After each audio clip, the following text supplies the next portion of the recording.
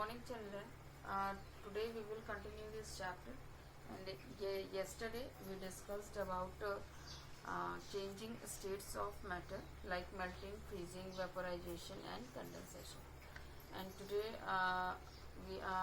I'm going to start a expansion, contraction, irreversible change, reversible change, solvent, solute, and solution. So firstly, I'm going to explain what is expansion. Expansion means when we heat a substance, its particles gain energy and start moving away from each other. This is called expansion. Means जब भी किसी भी substance को हम heat करते हैं तो उसके जो पार्टिकल्स होते हैं वो एनर्जी को गेन करते हैं और इधर उधर मूव करना वो स्टार्ट कर देते हैं. लाइक जैसे आपने कल के वीडियो में देखा था कि कंटेनर में मैंने कुछ सॉलिड, लिक्विड और गैस के सब्सटेंसेस रखे थे और उसमें सॉलिड के पार्टिकल्स बहुत क्लोज थे और गैस के उतने ही दूर. तो इसमें क्या होता है, एक्सपेंशन गैस में सबसे ज़्यादा होता है और सॉलिड में सबसे कम होगा. क्योंकि सॉलिड के पार्टिकल्स आपने देखे थे वो बहुत ही क्लोज थे एक दूसरे से, तो उनको मूव करने में एक जगह से दूसरी जगह उतना स्पेस नहीं मिल पाता था. जबकि गैस के पार्टिकल्स आपस में रैंडमली कहीं भी मूव कर सकते थे क्योंकि उनके पार्टिकल्स के बीच स्पेस काफ़ी हुआ करते थे.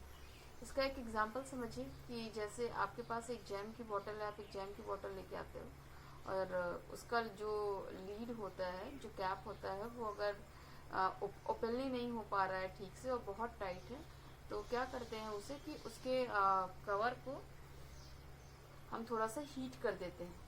तो वो क्या करता है, जैसे ही वो हीट को ऑब्जर्व करता है, उसके पार्टिकल्स आपस में एक जगह से दूसरी जगह मूव करते हैं और वो एक्सपेंड होना शुरू हो जाते हैं और वो बॉटल हमारी इजीली ओपन हो जाती है. अब देखिए contraction. When we cool a substance, its particles come closer and occupy less space. The substance contract और shrink. This phenomenon is called contraction. Means contraction means क्या होता है कि कोई भी चीज़ अपने आप को श्रिंक कर ले. किसी भी सब्सटेंस को जब हम ठंडा करते हैं तो उसके पार्टिकल्स आपस में एक दूसरे के बहुत क्लोज आने लगते हैं और वो बहुत कम स्पेस को ऑक्यूपाई करते हैं. जैसे कि आपने देखा होगा कि ठंड के दिनों में हम अपनी बॉडी को श्रिंक किए रहते हैं, कॉन्ट्रैक्ट किए रहते हैं, जिससे उसका सरफेस एरिया भी कम रहता है और हमें ठंड कम लगती है. इसी तरीके से अगर सपोज हमारे पास एक मिनरल बॉटल है, एम्प्टी मिनरल बॉटल है, खाली है वो, और उसको अगर उस बॉटल को अगर हम फ्रीज़र में डाल के रखें और कुछ टाइम के बाद हम देखते हैं क्या कि वो बॉटल श्रिंक हो जाती है. क्यों? क्योंकि उस बॉटल के अंदर जो एयर होता है वो ठंडा होके उसके जो पार्टिकल्स होते हैं उस गैस के, उसके अंदर जो गैस है उसके पार्टिकल्स आपस में क्या होते हैं, एक दूसरे के बहुत क्लोज आ जाते हैं और स्पेस को बहुत ही कम ऑक्यूपाई करते हैं, जिस वजह से वो बॉटल श्रिंक या स्क्यूज्ड हो जाती है. ऑलराइट. अब नेक्स्ट क्या है, इरिवर्सिबल चेंज.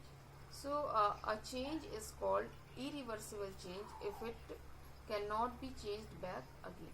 कुछ चेंजेस ऐसे होते हैं या कुछ रिएक्शंस ऐसे होते हैं जो कि रिवर्सिबल हैं और कुछ रिएक्शन ऐसे होते हैं जो कि इरिवर्सिबल होते हैं. रिवर्सिबल मतलब जो अपने बैक स्टेज में वापस जा सके, और इरिवर्सिबल मीन्स जो अपने बैक स्टेज को दोबारा से गेन न कर सके. ऐसी चेंजेस को हम इरिवर्सिबल चेंज कहते हैं और ये परमानेंट होता है. जैसे कि आपके पास अगर एक रॉ एग है और उस रॉ एग को हम कुक्ड करते हैं और उसके बाद हम ये सोचते हैं कि वो रॉ एग जो कुक्ड एग है वो फिर से रॉ एग में कन्वर्ट हो जाए, तो ऐसा पॉसिबल नहीं है. या हमारे पास अगर वुड है, उस वुड को अगर हम बर्न करते हैं, जलाते हैं, तो उससे हमें क्या मिलता है, उससे हमें ऐश मिलता है. और अगर हम ये समझें कि वो ऐश को हम दोबारा से वुड में कन्वर्ट कर देंगे तो it is not a possible. तो ऐसे चेंजेस जो कि दोबारा से अपने बैक स्टेज में जा नहीं सकते वो इरिवर्सिबल चेंजेस कहलाते हैं. And next is a reversible change. A reversible change is a change that can be undone or reversed. It is temporary. Reversible change ऐसे changes होते हैं जो कि अपने बैक स्टेज को दोबारा से गेन कर लेते हैं। जैसे कि हमारे पास अगर आइस है और आइस को अगर हम मेल्ट करते हैं तो वो लिक्विड में कन्वर्ट हो जाते हैं, और अगर फिर से हम उस लिक्विड को फ्रीज कर दें तो वो क्या होगा, फिर से वो आइस में कन्वर्ट हो जाएगा, यानी कि वो अपने बैक स्टेज में जा सकता है।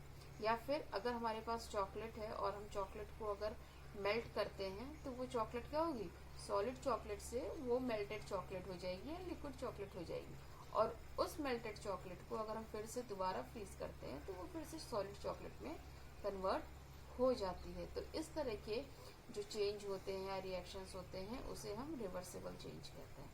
ऑलराइट, अब यहाँ कुछ टर्म्स हैं, सॉल्वेंट, सल्यूट एंड सोल्यूशन, इसे समझिएगा। सॉल्वेंट क्या होता है? A solvent is a liquid that dissolve substance. Solvent एक ऐसा लिक्विड होता है जो अपने अंदर किसी भी सब्सटेंस को डिसॉल्व कर लेता है, यानी कि घोल लेता है। लाइक वाटर या सम अदर लिक्विड, एक ऐसा लिक्विड जो अपने अंदर दूसरे सोल्यूट को डिसॉल्व कर ले। Solute, the substance that dissolve is called the solute. Solute ऐसा सब्सटेंस होता है जो कि उस लिक्विड में, यानी कि एक पर्टिकुलर लिक्विड में, आप चाहे उस कोई पर्टिकुलर लिक्विड ले सकते हैं या फिर वाटर हो सकता है उसकी जगह, जो उसके अंदर डिसॉल्व हो जाए। जैसे कि सपोज हमारे पास एक ग्लास वाटर है, तो वाटर हमारा क्या हो गया, वाटर एक सॉल्वेंट हो गया, और अगर उस वाटर में हम शुगर मिक्स करते हैं तो शुगर क्या होती है, मिक्स हो जाती है, तो वो शुगर क्या हो गया, शुगर एक सोल्यूट हो गया। ठीक है। Solution, the mixture form by a solvent and solute is called a solution. Solution क्या होता है कि जैसे हमारे पास एक ग्लास वाटर था, उसमें हमने शुगर मिक्स की, तो दोनों का जो मिक्सचर होता है उसे हम क्या बोलते हैं, सोल्यूशन कहते हैं। Alright, so now last one is a soluble substance and insoluble substance. ये टर्म समझ लीजिए। सॉल्युबल सब्सटेंस क्या होता है? सॉल्युबल सब्सटेंस एक ऐसा सब्सटेंस होता है जो कि किसी भी एक पर्टिकुलर सॉल्वेंट में घुल जाए। जैसे कि मैंने आपको शुगर का एग्जांपल दिया, तो शुगर यहाँ पे क्या होगा, एक सॉल्युबल सब्सटेंस भी होगा। या फिर अगर आप वाटर में सॉल्ट को मिक्स करते हैं तो सॉल्ट भी आपकी मिक्स हो जाती है, तो सॉल्ट भी आपकी क्या होगी, एक सॉल्युबल सब्सटेंस होगी। तो सॉल्युबल सब्सटेंस ऐसा सब्सटेंस होता है जो कि पर्टिकुलर सॉल्वेंट में मिक्स हो जाए। इनसॉल्युबल सब्सटेंस ऐसा सब्सटेंस होता है जो कि उस किसी भी पर्टिकुलर सॉल्वेंट में मिक्स नहीं होता। लाइक सैंड एक ऐसा सब्सटेंस होता है जो कि किसी भी पर्टिकुलर सॉल्वेंट में जल्दी मिक्स नहीं होता।